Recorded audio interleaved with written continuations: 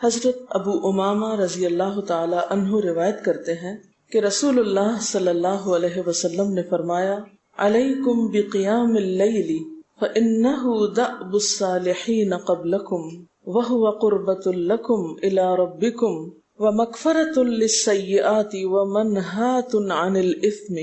حضرت ابو امامہ رضی اللہ تعالی عنہ سے روایت ہے کہ رسول اللہ صلی اللہ علیہ وسلم نے فرمایا، تہجد ضرور پڑھا کرو کیونکہ وہ تم سے پہلے صالحین کی روش ہے۔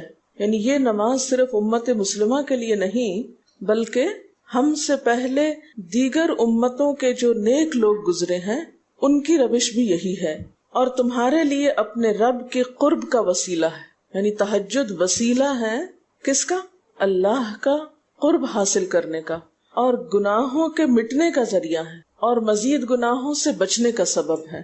یعنی پچھلے گناہوں کے صاف ہونے کا ذریعہ، نمبر 3 مزید گناہوں سے بچنے کی طاقت انسان کو نصیب ہوتی ہے اس کے ذریعے، یعنی گناہوں سے روک بنتا ہے۔ یہ روایت جو ہے ابن خزیمہ کی ہے۔ حضرت ابو ہریرہ رضی اللہ تعالی عنہ روایت کرتے ہیں کہ رسول اللہ صلی اللہ علیہ وسلم نے فرمایا، اس شخص پر اللہ کی رحمت ہو جو رات کو اٹھا، پھر نماز تہجد پڑھی، پھر اپنی بیوی کو جگایا، پھر اس نے نماز پڑھی، پھر اگر عورت غلبہ نیند کے باعث نہ جاگی تو اس کے منہ پہ پانی کے چھینٹے مارے، اور اس عورت پر بھی اللہ کی رحمت ہو جو رات کو اٹھی، نماز پڑھی، اپنے شوہر کو جگایا، پھر اس نے نماز پڑھی، پھر اگر شوہر نہ جاگا تو اس کے منہ پر پانی کے چھینٹے مارے۔ برابر کی بات ہے، دونوں کے لیے اجر بھی برابر کا ہے اور دونوں کو حق بھی برابر کا ہے جگانے کا، اور دونوں کو پانی کا چھینٹا مارنے کا بھی حق ہے، اور اس میں کسی کی بھی بے عزتی کی بات نہیں۔ یعنی عورت اگر ایسا کرے اپنے شوہر کے ساتھ تو وہ اس کی طرف سے کوئی روڈنس نہیں ہوگی، کیونکہ عام طور پر جب کسی کو نیند کی حالت میں جگایا جاتا ہے اور خصوصاً اگر اس پہ پانی پھینک دیا جائے تو وہ کیا سمجھتا ہے کہ اس کی بہت بے عزتی ہو گئی یا اس کے ساتھ بہت برا کیا گیا، اور عموماً لوگ اس وقت بہت غصے کا مظاہرہ پھر کرتے ہیں کہ کیوں جگایا جا رہا ہے۔ حضرت ابو ہریرہ رضی اللہ تعالی عنہ کہتے ہیں کہ رسول اللہ صلی اللہ علیہ وسلم فرماتے تھے، فرض نماز کے بعد سب نمازوں سے افضل تہجد کی نماز ہے۔ یعنی فرائض بہرحال افضل ہے اور نوافل میں سب سے افضل تہجد کی نماز۔ رسول اللہ صلی اللہ علیہ وسلم نے فرمایا، جب انسان سوتا ہے تو شیطان اس کے سر کی گدی پر 3 گریں لگاتا ہے اور کہتا ہے کہ رات بڑی لمبی ہے، اس کو تھپکی دیتا ہے اور کہتا ہے لمبی رات ہے، ابھی سوئے رہو، ابھی ٹائم ہے، ٹھہر کے اٹھنا، یعنی اس کو سلائے رکھتا ہے۔ اگر وہ بیدار ہو کر اللہ کا ذکر کرے، یعنی آنکھ کھلے اور اللہ کا ذکر کو شروع کر دے تو ایک گرہ کھل جاتی، شیطان کے پھندے سے انسان آزاد ہونے لگتا ہے۔ اگر وضو کرے تو دوسری گرہ کھل جاتی، اگر نماز پڑھے تو تیسری گرہ کھل جاتی، اور وہ شادمان اور پاک نفس ہو کر صبح کرتا ہے۔ یعنی جو شخص صبح نماز کے وقت پر، تہجد کے وقت یا پھر کم از کم فجر کے وقت اٹھ جاتا ہے، اللہ کا ذکر کرتے ہوئے وضو کرے اور پھر نماز پڑھ لے، سورج نکلنے سے پہلے پہلے یہ کام کر لے تو وہ ایک مطمئن شخص کی طرح اٹھتا ہے، ورنہ اس کی صبح خبیث اور سست نفس کے ساتھ ہوتی۔ عام طور پر ہم اطمینان کی تلاش میں رہتے ہیں، سکون کی تلاش میں رہتے ہیں، اور یہ سوچتے ہیں کہ ہمیں ڈپریشن ہے یا ہمارے اندر ایک غم ہے، تو ہم اس کے اسباب نہیں جانتے کہ سبب کیا ہے۔ ان کے اسباب میں سے ایک بڑا سبب شیطان کی گرفت میں ہونا ہے، اور شیطان اپنی گرفت ویسے تو دن کے وقت بھی انسان پر رکھتا ہے، لیکن خصوصاً رات کے وقت جب انسان سو جاتا ہے تو وہ نہیں چاہتا کہ سوتا ہوا اٹھے انسان، اور اگر انسان ہمت کر کے اٹھ جاتا ہے، ذکر کرتا ہے، وضو کرتا ہے اور نماز پڑھ لیتا ہے تو یہیں سے اطمینان قلب کا آغاز ہو جاتا ہے، اس کی تسلی ہو جاتی۔ رسول اللہ صلی اللہ علیہ وسلم نے فرمایا، اللہ تعالیٰ ہر رات آسمان دنیا پر نزول فرماتے ہیں، یعنی زمین سے سب سے قریبی آسمان پر۔ جب 1/3 رات باقی رہ جاتی ہے تو فرماتے ہیں، ہے کوئی جو مجھے پکارے؟ اس وقت اللہ تعالیٰ بندوں کو پکارتے ہیں، ہے کوئی جو مجھے پکارے میں اس کی دعا قبول کروں؟ ہے کوئی جو مجھ سے مانگے میں اس کو دوں؟ ہے کوئی جو مجھ سے بخشش طلب کرے تو میں اس کو بخش دوں؟ گویا یہ وقت دعا کی قبولیت کا وقت ہے، انسان جو مانگے اس کو ملتا ہے، اور خصوصی طور پر بخشش کے طلب کرنے کا وقت، جیسے قرآن پاک میں آتا ہے وَبِالْأَسْحَارِ هُمْ يَسْتَغْفِرُونَ وَبِالْأَسْحَارِ هُمْ يَسْتَغْفِرُونَ، اور سحری کے وقت وہ استغفار کرتے ہیں۔ اب ہو سکتا ہے کہ آپ کہیں کہ نہیں، ہم نے تو زندگی میں کوئی خاص گناہ کیے ہی نہیں، اس لیے ہمیں تو بخشش کی ضرورت ہی نہیں۔ بخشش مانگے گناہگار لوگ، ہم تو نیک لوگ ہیں، نیک کام کرتے ہیں، دن رات قرآن پڑھتے پڑھاتے ہیں، اس لیے ہماری تو ضرورت نہیں۔ نبی صلی اللہ علیہ وسلم جن کے اگلے پچھلے سب قصور معاف کر دیے گئے تھے، وہ اتنا لمبا قیام کرتے تھے کہ ان کے قدم مبارک سوج جاتے تھے۔ حضرت مغیرہ فرماتے ہیں رسول اللہ صلی اللہ علیہ وسلم نے اتنا لمبا قیام کیا رات کو کہ آپ کے پاؤں سوج گئے۔ آپ سے سوال کیا گیا کہ آپ اتنی مشقت کیوں کرتے ہیں، اپنے آپ کو اتنا کیوں تھکاتے ہیں، حالانکہ آپ کے تو سارے گناہ معاف کر دیے گئے۔ آپ نے فرمایا کیا میں اللہ کا شکر گزار بندہ نہ بنوں؟ یعنی صرف گناہوں کی بخشش ہی نہیں بلکہ نعمتوں پر شکر بھی واجب ہے۔ جہاں ایک طرف گناہوں کی بخشش انسان کے لیے اللہ کے قرب کے راستے ہموار کرتی ہے، وہاں اللہ تعالیٰ کا شکر ادا کرنا بندے کو اللہ کا قرب عطا کرتا ہے۔ اچھا، اب پہلی سنت میں آپ کو بتاؤں گی کہ اگر آپ تہجد کے وقت اٹھے ہیں تو سب سے پہلے آپ کیا پڑھیں گے۔ حضرت عائشہ رضی اللہ تعالی عنہا فرماتی ہیں کہ رسول اللہ صلی اللہ علیہ وسلم جب رات کو تہجد کے لیے اٹھتے تو یہ پڑھتے 10 بار اللہ اکبر، 10 بار الحمدللہ، 10 بار سبحان اللہ و بحمدہ، 10 بار سبحان الملک القدوس، 10 بار استغفر اللہ، 10 بار لا الہ الا اللہ، اور پھر 10 بار اللہم اعوذ بک من ضیق الدنیا و ضیق یوم القیامہ، میں تیری پناہ میں آتا ہوں دنیا کی تنگی سے اور قیامت کے دن کی تنگی سے۔ اللہم اعوذ بک من ضیق ضاد یہ قاف من ضیق الدنیا و ضیق یوم القیامہ، یہ بھی 10 بار۔ اور پھر فرماتے اللہم اغفر لی واہدنی وارزقنی وعافنی، پھر وضو کرتے اور تہجد شروع کرتے، یعنی یہ بھی وضو سے پہلے آپ پڑھ لیتے تھے۔ تو آپ کیا کر سکتے ہیں، جیسے آنکھ کھلی یا بستر پر لیٹے ہیں تو بعض اوقات ایسا ہوتا ہے نا کہ انسان سوچتا ہے اچھا ایک سائڈ پہ سو کے اتنے تھکے ہوئے ہوتے ہیں کہ آپ ایک دم نہیں اٹھ پاتے۔ حالانکہ آپ صلی اللہ علیہ وسلم کے نیند سے بیدار ہونے کا طریقہ کیا تھا کہ جب آپ اٹھتے تھے تو یکدم اٹھتے تھے، سستی کے مارے نہیں کہ کبھی ایک طرف لیٹ گئے پھر دوسری طرف سو گئے پھر دائیں طرف پھر بائیں طرف، نہیں، جب جاگنے کا وقت ہوتا تھا تو آپ فوراً اٹھ جاتے تھے۔ لیکن بسا اوقات ایسا ہوتا ہے کہ انسان تھکا ہوا ہوتا ہے، سائڈ بدل کے دوسری طرف کو ذرا لیٹتا ہے، تو یہ لیٹے لیٹے بھی آپ اذکار پڑھ سکتے ہیں، ٹھیک ہے؟ اور یہ سب آپ کو آتے ہی ہوں گے سوائے ایک وہ ذکر کے اللہم اعوذ بک من ضیق الدنیا و ضیق یوم القیامہ، اور ترتیب آپ یاد کر لیں اپنے بیڈ سائڈ ٹیبل پہ یا بیڈ پہ یا کہیں بھی، یہ نوٹس کسی پین کے ساتھ لکھ کے لگا دیں، چپکا دیں، اور جب یاد ہو جائے تو پھر اتار دیں، جب عادت بن جائے تو ہٹا دیں وہاں سے، ٹھیک ہے نا؟ جتنے دن عادت نہیں بنتی اتنے دن اپنے یادداشت کے لیے رکھ لیں۔ اسی طرح نیند سے اٹھ کر لا الہ الا اللہ وحدہ لا شریک لہ لہ الملک ولہ الحمد وہو علی کل شیء قدیر الحمد للہ وسبحان اللہ واللہ اکبر ولا حول ولا قوۃ الا باللہ، یہ بھی پڑھ سکتے ہیں۔ اچھا، ضروری نہیں کہ سب کچھ ایک ہی دن میں پڑھ لیں، یہ بھی آپ کر سکتے ہیں کہ ایک دن میں ایک چیز پڑھ لیں، دوسرے دن دوسری پڑھ لیں، تیسرے دن تیسری پڑھ لیں، ٹھیک ہے نا؟ اور اگر ساری ایک دن بھی پڑھنا چاہیں، دیکھیں وقت کی بات ہے نا، ہو سکتا ہے اس وقت عمر کے اس حصے میں آپ پہ بہت ذمہ داریاں ہوں، آپ یہ سب کچھ نہ پڑھ سکتے ہوں، لیکن زندگی کا ایک ایسا وقت بھی آتا ہے جب انسان بوڑھا ہو جاتا ہے، جب اس کے اوپر باقی ذمہ داریاں کم ہو جاتی ہیں، پھر نیند بھی کم ہو جاتی ہے، پھر زیادہ عبادت کا موقع ملتا ہے، تو ایسے میں جب انسان کے پاس عبادت کے لیے وقت اور موقع زیادہ ہو تو پھر یہ ساری چیزیں بھی پڑھ لیں، ٹھیک ہے نا؟ پھر اسی طرح یعنی یہ جو روایت ہے کہ جس میں آپ صلی اللہ علیہ وسلم نے فرمایا جو شخص نیند سے جاگے، اور یہ تہجد کے وقت ہی نہیں، اگر فجر کے لیے بھی آپ اٹھ رہے ہیں تو یہ دعا پڑھ سکتے ہیں، لا الہ الا اللہ وحدہ لا شریک لہ، اور پھر الحمدللہ وسبحان اللہ واللہ اکبر ولا حول ولا قوۃ الا باللہ، پھر کہے اللہم اغفر لی، پھر کیا پڑھے اللہم اغفر لی، یا کوئی اور دعا کرے تو قبول ہوگی، اور اگر وضو کر کے نماز پڑھے تو وہ بھی قبول کی جائے گی۔ صبح اٹھتے ہی اللہ کی تعریف، اور آپ کو معلوم ہے کہ یہ جو چوتھا کلمہ ہے نا لا الہ الا اللہ وحدہ، اس کو دعا بھی کہا گیا، حالانکہ اس میں صرف اللہ تعالیٰ کی حمد و ثنا ہے، اور یہ یوم عرفہ کی دعا ہے۔ حدیث میں آتا ہے کہ مجھے اور مجھ سے پہلے انبیاء کو اس دن کی جو بہترین دعا سکھائی گئی یعنی یوم عرفہ کی دعا وہ لا الہ الا اللہ وحدہ لا شریک لہ، حالانکہ اس میں مانگنے کی تو کوئی چیز ہی نہیں، صرف اللہ کی حمد و ثنا ہے۔ جیسے حضرت ایوب علیہ السلام نے کہا تھا انی مسنی الضر وانت ارحم الراحمین، مانگا کچھ نہیں،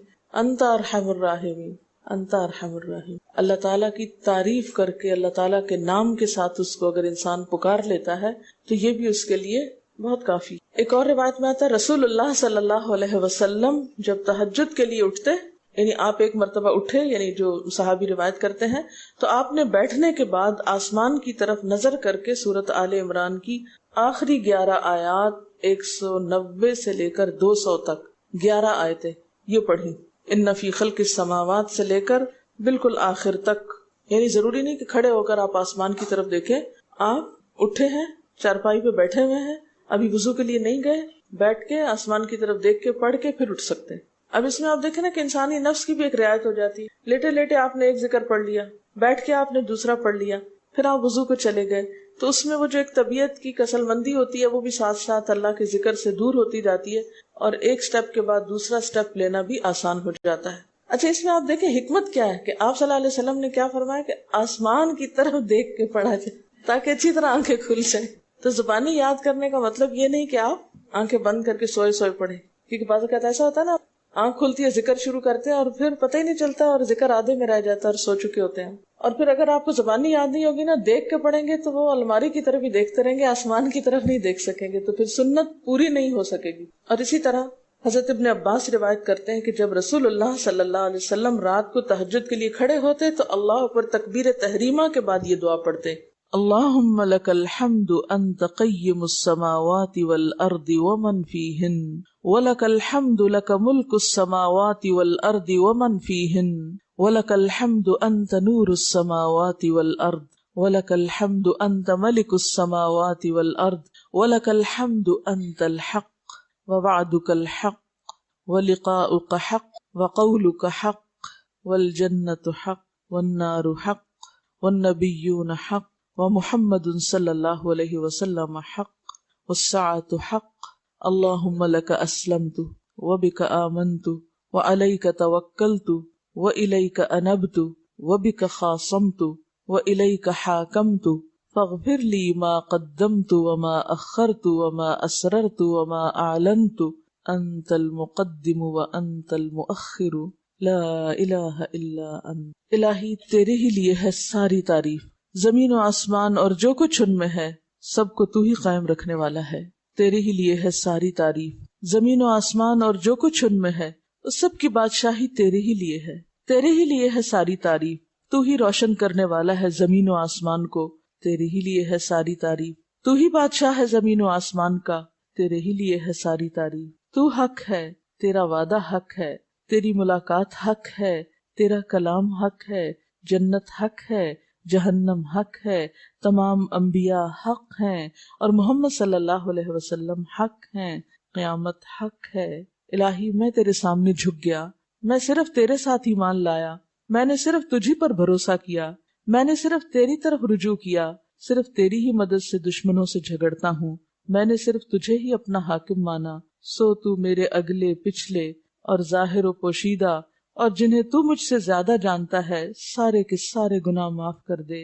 تو ہی آگے کرنے والا ہے، تو ہی پیچھے ڈالنے والا ہے، تیرے سوا کوئی سچا معبود نہیں ہے. یہ جو دعا استفتاح ہے تہجد کے وقت کی، یہ باہر نہیں نماز کے اندر پڑھنے کی دعا ہے. ہم دعا مانگتے ہیں اللہم اجعلنی لک ذکارا لک شکارا.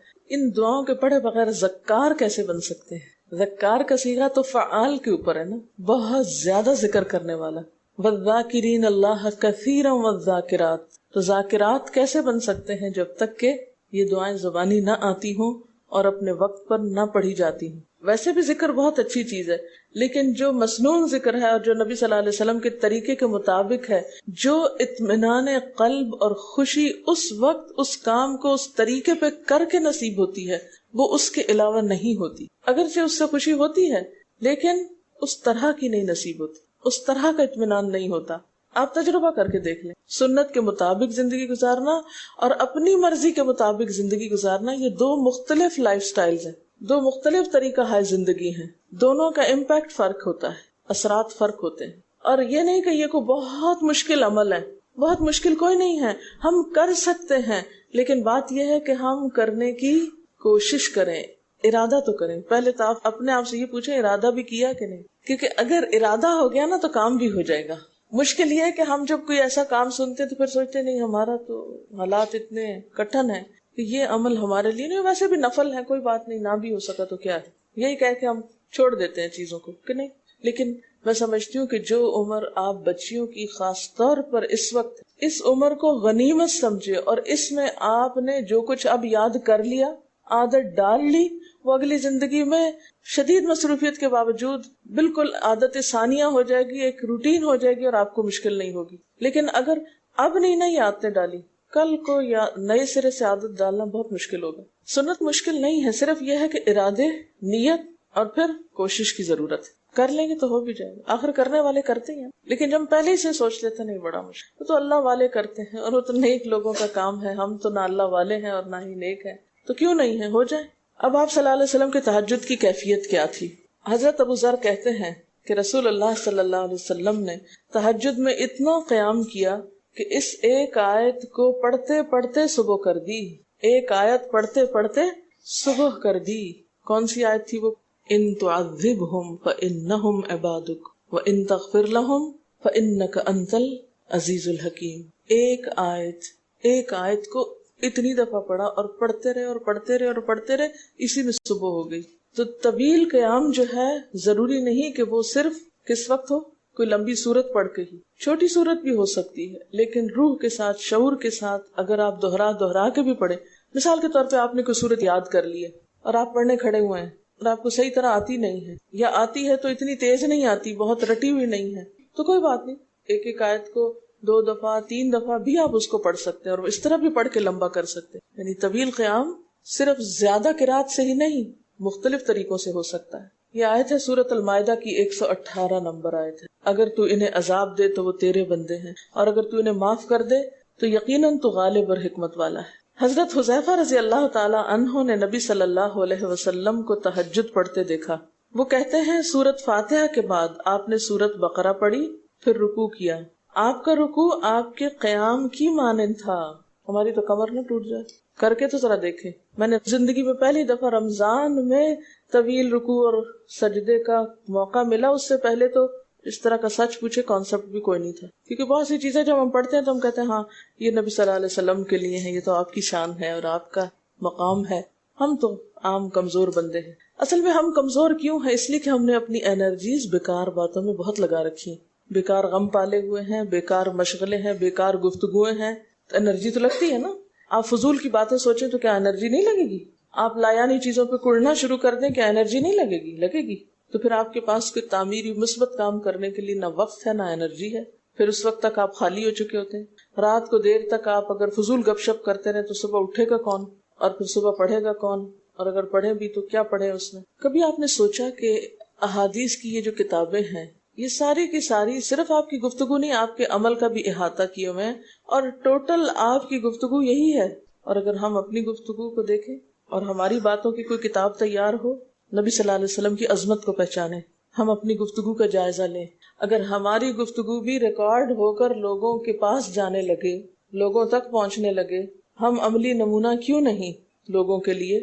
ہمیں دیکھ کر لوگوں کے عمل کیوں نہیں بدلتے؟ ہماری بات لوگوں پر اثر کیوں نہیں کرتی؟ کبھی سوچا ہم نے؟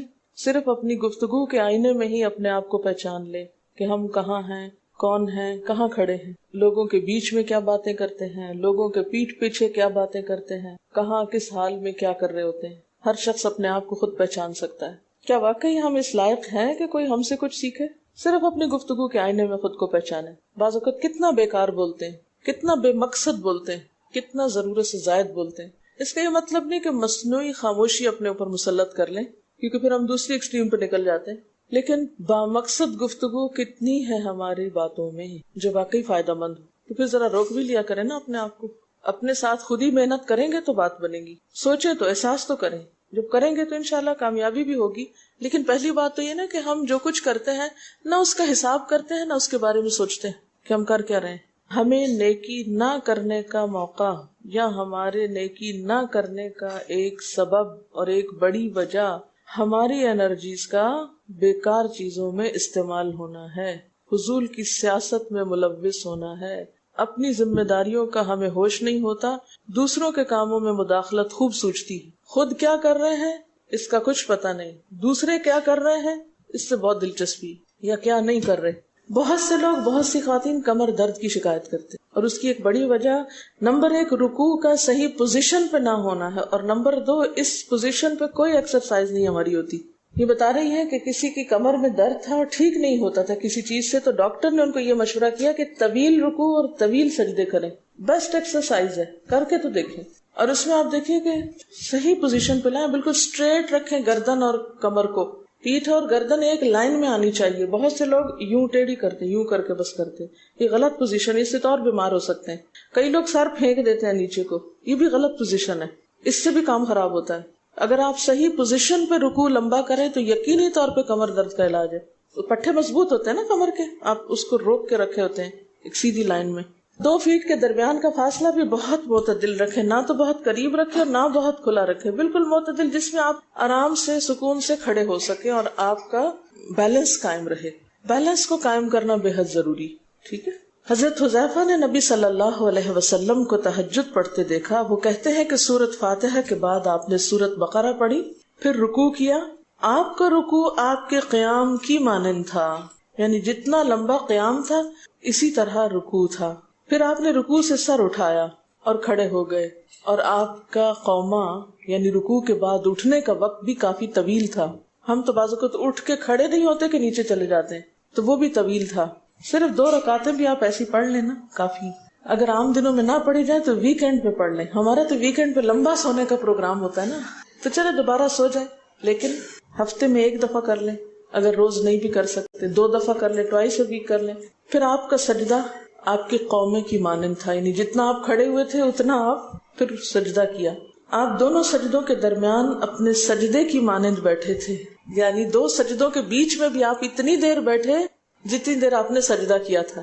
پس آپ نے 4 رکعتوں میں سورۃ بقرہ، آل عمران، نساء اور المائدہ پڑھی۔ ہمیں اگر خود نہیں بھی آتی اور کوئی پڑھانے والا اتنی لمبی ایک دفعہ بھی تراویح کوئی پڑھا دے یا کوئی نفل پڑھا دے تو ہم دوسری دفعہ اس کے پاس نہ پھٹے۔ تقریباً 7.25 پارے بنتے ہیں، جس کو ایک منزل کہا جاتا ہے۔ ایک دن کے تہجد میں آپ نے اتنا پڑھا، اور یہ تو قرآن کی قرات تھی، لیکن بیچ کے وقفوں میں تسبیحات اور اللہ کی تعریف اور حمد و ثنا اور ذکر، یہ آپ پر بس تھا۔ یہ وہی کر سکتا ہے جس کو واقعی اللہ سے حقیقی محبت ہو، صرف دعوے کی حد تک نہیں۔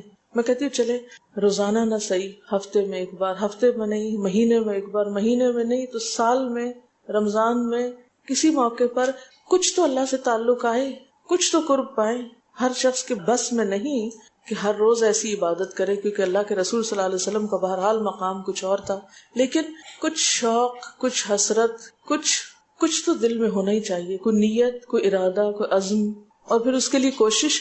تو وقت بچے گا کچھ آپ کے پاس فالتو باتوں کے لیے، فضول چیزوں کے لیے، کچھ سوچنے کے لیے، ٹینشن کے لیے بچے گا کچھ؟ سب کچھ بھاگ جائے گا، کچھ بھی نہیں بچے گا، کیونکہ ان عبادی لیس لک علیہم سلطان، میرے بندے ان پہ اے شیطان تیرا کوئی زور نہیں چلتا، بس چلتا ہی نہیں ان پہ، تیرا سارا زور ہی ان پہ چلتا ہے جو فالتو ہوتے ہیں۔ فالتو ذہن جو ہوتا ہے وہ شیطان کا گھر ہوتا ہے۔ حضرت حذیفہ بیان کرتے ہیں کہ میں ایک رات آپ صلی اللہ علیہ وسلم کے ساتھ نفلی نماز میں شریک ہو گیا، آپ نے سورۃ بقرہ شروع کر دی، میں نے سوچا کہ آپ 100 آیات پڑھ کر رکوع میں چلے جائیں گے، مگر آپ پڑھتے گئے۔ میں نے خیال کیا کہ سورۃ بقرہ کو 2 رکعتوں میں پڑھیں گے، لیکن آپ پڑھتے رہے۔ آپ نے سورۃ بقرہ ختم کر کے سورۃ نساء شروع کر دی، پھر ختم کر کے آل عمران پڑھنی شروع کر دی، اس کو بھی ختم کر دیا۔ آپ نہایت آہستگی سے پڑھتے جاتے تھے، جب ایسی آیت تلاوت کرتے جس میں سبحان اللہ کہنے کا حکم ہوتا ہے، جیسے سبح بحمد رب جیسے مثال کے طور پر، تو سبحان اللہ کہتے۔ اگر کچھ مانگنے کا ذکر ہوتا تو سوال کرتے، اگر پناہ مانگنے کا ذکر ہوتا تو اعوذ باللہ پڑھتے۔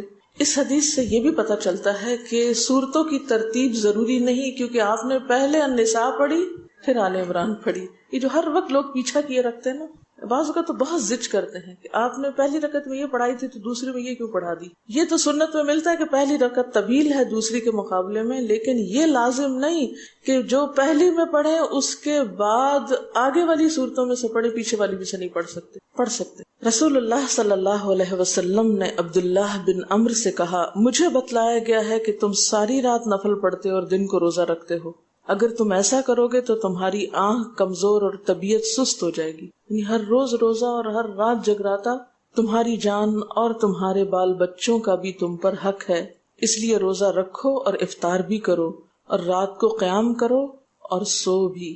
یعنی ساری رات تہجد پڑھنا یا نفل پڑھنا پسندیدہ نہیں ہے، رات کو سونا بھی پسندیدہ ہے۔ ہمارے ہاں 27ویں رات کو پوری رات جاگنا لازم سمجھا جاتا ہے، تو نبی صلی اللہ علیہ وسلم سے کوئی رات بھی پوری کی پوری جاگنا ثابت نہیں، کیونکہ اگر انسان صرف جاگتا ہی جاگتا چلا جائے تو وہ آسان ہوتا ہے، ایک دفعہ سو کے پھر اٹھنا جو ہے نا وہ اصل میں نفس کا امتحان ہوتا ہے، وہ مشکل ہوتا ہے۔ اسی طرح نبی صلی اللہ علیہ وسلم 3 دن سے کم میں قرآن مجید ختم کرنا پسند نہیں فرماتے تھے۔ آپ نے حضرت عبداللہ بن عمرو سے فرمایا کہ 1 ماہ میں پورا کر لو۔ انہوں نے عرض کی میں اس سے زیادہ تلاوت کی طاقت رکھتا ہوں، تو فرمایا 20 دن میں کر لو۔ ان کا میں اس سے زیادہ کی طاقت رکھتا ہوں، فرمایا 7 دن میں ختم کر لیا کرو، اس سے زیادہ کی اجازت نہیں، یعنی وہ ایک منزل کر کے۔ صحابہ کرام چونکہ اس زمانے میں مصحف اس طرح تھوڑی چھپے ہوئے تھے کہ کتابوں کی شکل میں ہوں، جو قرآن تھا لوگوں کے سینوں میں تھا، یاد کیے ہوئے تھے، اور وہ یاد کیا ہوا کہیں صبح کے وقت الگ بیٹھ کے نہیں پڑھا کرتے تھے، وہ کہاں پڑھتے تھے؟ تہجد میں نماز کے اندر پڑھا کرتے تھے۔ اب یہ تو ہم لوگوں کی مشکل ہوگی نا کہ ہمیں آتا کچھ نہیں زبانی، تو پھر ہم دیکھ کے پڑھتے ہیں تو نماز میں پھر وہ مشکل ہوتا ہے تو الگ رکھ کے پھر اس کو پڑھ رہے ہوتے ہیں، ٹھیک ہے۔ لیکن زیادہ بہترین پڑھنا نماز کے اندر کا پڑھنا ہے، اگرچہ دیکھ کے پڑھنے کی اس میں بھی اجازت ہے، لیکن ان کی چونکہ شدید ہرس تھی حضرت عبداللہ بن عمرو کی، تو آپ نے ان کو 3 دن کی پھر اجازت دے دی تھی، اور آپ نے فرمایا کہ اس شخص کو قرآن کی کچھ سمجھ نہیں ہو سکتی جو 3 سے بھی کم دن میں قرآن پڑھے۔ نبی صلی اللہ علیہ وسلم نے فرمایا جو شخص رات کے نوافل میں 200 آیات تلاوت کرتا ہے وہ اطاعت گزار مخلص لوگوں میں شمار ہوتا ہے۔ انہ من عبادنا المخلصین، وہ آتا ہے نا قرآن پاک میں انبیاء کی صفت میں سے۔ تو جو شخص رات کو نماز میں یعنی نفل میں 200 آیات تک تلاوت کرتا ہے وہ اطاعت گزار مخلص بندوں میں شمار ہوتا ہے۔ اور سنن دارمی میں واضح طور پر آتا ہے کہ نبی صلی اللہ علیہ وسلم ساری رات نوافل نہیں پڑھا کرتے تھے،